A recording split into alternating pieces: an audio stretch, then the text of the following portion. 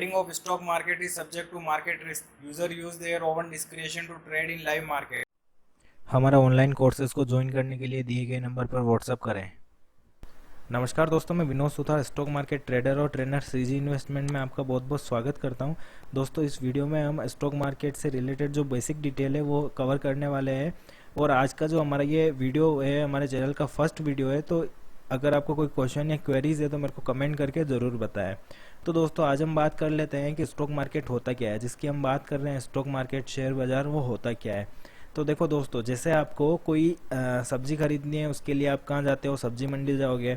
आपको कोई grocery item खरीदना है तो उसके लिए ग्रोसरी मार्केट में जाना पड़ेगा। आपको कोई क्लॉथ खरीदना है तो उसके लिए आपको क्लॉथ मार्केट में जाना पड़ेगा।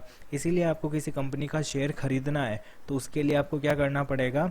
शेयर मार्केट में जाना पड़ेगा। तो अब शेयर मार्केट कहाँ होते हैं? इंडिया में अगर मैं बात करूँ तो बीएससी और एनएससी दो हमारे स्टॉक एक्सचेंज है, जहाँ से स्टॉक एक्सचेंज का मतलब होता है जहाँ से हम स्टॉक को बाय और सेल कर सकते हैं। तो दोस्तों, शेयर बाजार की डेफिनेशन अगर मैं सिंपल लैंग्वेज में बताऊं तो वो जगह है जहाँ से हम किसी भी शेयर को बाय कर सकते हैं और खरीद सकते हैं, उस जगह को शेयर बाजार कहते हैं। लेकिन किसी भी शेयर को बाय और सेल करने के लिए आप डायरेक्ट एनएससी और बीएससी पे जाके उसको खरीद नहीं सकते। आप डायरेक्ट एनएससी पे जाके ये नहीं कह सकते कि मेरे को रिलायंस के 100 शेयर चाहिए, या आप डायरेक्ट बीएससी पे जाके ये नहीं बोल सकते हो कि मेरे को एक्सिस बैंक के 50 शेयर चाहिए। उसके लिए आपको स्टॉक ब्रोकर की रिक्वायरमेंट रहती है। आपको किसी भी स्टॉक को बाय करने और सेल करने के लिए स्टॉक एक्सचेंज और आपके बीच में एक स्टॉक ब्रोकर होता है, जहां से आप किसी भी स्टॉक को बाय और सेल कर सकते हो। तो शेयर बाजार क्या होता है, आई होप कि आपको समझ में आया होगा। अब हम बात कर लेते हैं कि जिस शेयर की हम बात कर रहे हैं वो एक्चुअल में क्या होता है। तो देखो दोस्तों, एक कोई कंपनी है जिसको नया स्टार्टअप है या पुरानी कंपनी है जिसको फंड की रिक्वायरमेंट है। अगर वो बैंक से लोन लेगा, है ना, तो उसको क्या करना पड़ेगा? नेक्स्ट मंथ से ईएमआई देनी पड़ेगी। और कंपनी में लॉस होता है तो भी उसको जो बैंक का रूल है उसके according time to time EMI pay करनी रहेगी। ठीक है। और दूसरा क्या होता है, किसी स्टार्टअप को स्टार्ट करने में या किसी कंपनी को कोई प्रोडक्ट लॉन्च करने में कम से कम साल से 1.5 साल लग जाता है, तब जाके वो उसमें अर्निंग करना स्टार्ट करते हैं। लेकिन बैंक में क्या होता है, ज़्यादा से ज़्यादा 2 महीने के बाद में ईएमआई स्टार्ट हो जाती है तो उसको पे करना पड़ता है। इसीलिए न्यू स्टार्टअप और कंपनीज क्या करती है, उनको जितने फंड की रिक्वायरमेंट है उतने फंड को वो कुछ अमाउंट के अनुसार अलग अलग टुकड़ों में विभाजित कर देती है। मतलब उनको जो फंड की रिक्वायरमेंट है, तो जैसे फॉर एग्जांपल 1 लाख रुपए की रिक्वायरमेंट है उनको, तो उन्होंने क्या किया, 1,000 रुपए के शेयर निकाल दिए। तो उन शेयर को वो क्या करेंगे, इन्वेस्टर और पब्लिक को देके वहां से इन्वेस्टर और पब्लिक से फंड इकट्ठा कर लेंगे, जिससे अपनी कंपनी का जो भी वर्किंग है वो स्टार्ट हो जाएगी। और उनको किसी तरह की ईएमआई देनी नहीं रहेगी, क्योंकि जो उन्होंने स्टॉक खरीदा है, जितने परसेंट के वो स्टॉक उन लोगों ने, इन्वेस्टर ने या पब्लिक ने बाय कर रखे हैं, उतने परसेंट के वो मालिक बन जाते हैं। जिससे कंपनी में जैसे जैसे काम स्टार्ट होगा, जैसे जैसे प्रॉफिट होगा, उस तरह से कंपनी में क्या होगा, शेयर की वैल्यू बढ़ती रहेगी। शेयर की वैल्यू बढ़ने से जो भी शेयर होल्डर्स है उनको भी क्या होता रहेगा, मुनाफा बढ़ता रहेगा। इस चीज़ को मैं आपको एक एग्जांपल से समझाता हूँ कि एक्चुअल में शेयर होता क्या है। ठीक है।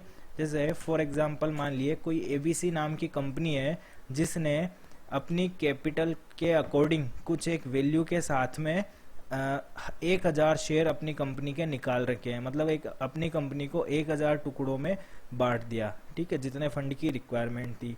फिर उन्होंने क्या किया, वो जो 1,000 शेयर है उनमें से मुकेश नाम के व्यक्ति ने, जो भी इन्वेस्टर है, उसने 100 शेयर वहां से खरीद लिए, बाय कर लिए।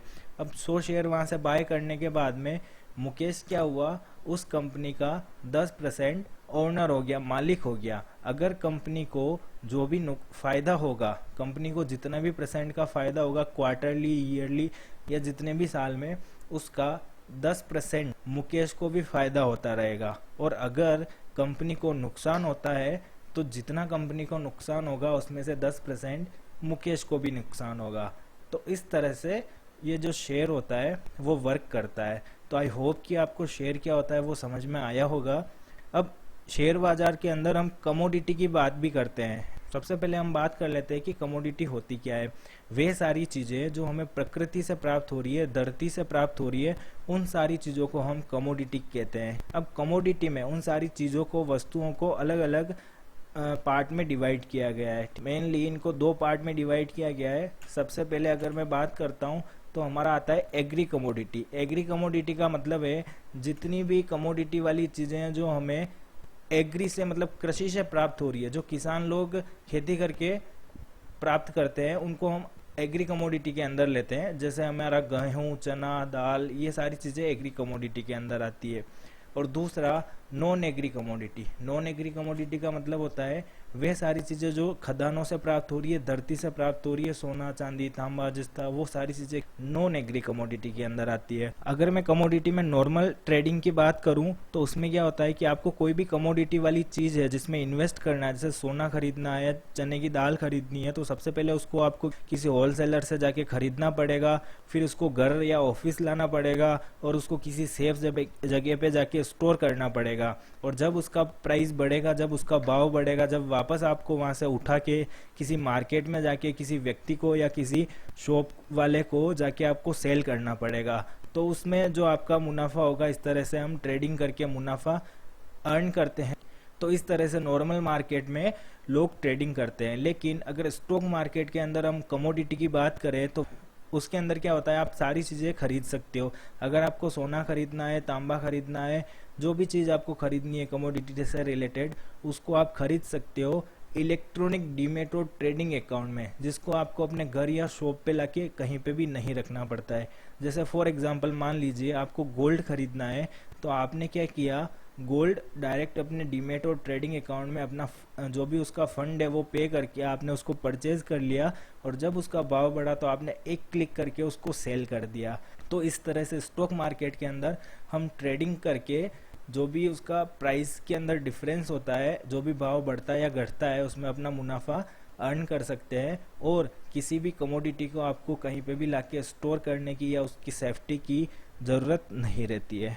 और कमोडिटी में भी ट्रेडिंग करने के लिए हमारे पास में जैसे स्टॉक के लिए एनएससी और बीएससी स्टॉक एक्सचेंज थे, उसी तरह से हमारा कमोडिटी में भी इंडिया में एमसीएक्स, एनसीडीईएक्स, आईसीईएक्स, यूसीएक्स, एनएमसीएस, ये सारे हमारे स्टॉक एक्सचेंज है। यहाँ से आप क्या कर सकते हो, किसी ब्रोकर की सहायता से किसी भी स्टॉक एक्सचेंज से कमोडिटी में ट्रेडिंग कर सकते हो, कमोडिटी को बाय और सेल कर सकते हो। तो दोस्तों, आपको ये वीडियो कैसा लगा कमेंट करके ज़रूर बताएं। वीडियो को लाइक, शेयर और चैनल को सब्सक्राइब करना बिल्कुल भी ना भूलें। और साथ ही आपको किस तरह के कंटेंट के वीडियो चाहिए मेरे को कमेंट करके ज़रूर बताएं, तो मैं उसी कंटेंट से रिलेटेड वीडियो बनाने की कोशिश करूँगा। इसी के साथ वीडियो को एंड करते हैं। बाय, टेक केयर एंड जय हिंद।